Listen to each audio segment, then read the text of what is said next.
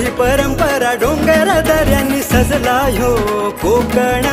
तुळस गावी जयतीर माझा नराचा नारायण, तुळस गावी जयतीर माझा नराचा नारायण। हे माहेरवा दक्षिण कोकणातील प्रसिद्ध व जागृत देवस्थान नराचा नारायण श्री देव जयतीर उत्सवात येणाऱ्या भाविकांचे हार्दिक स्वागत।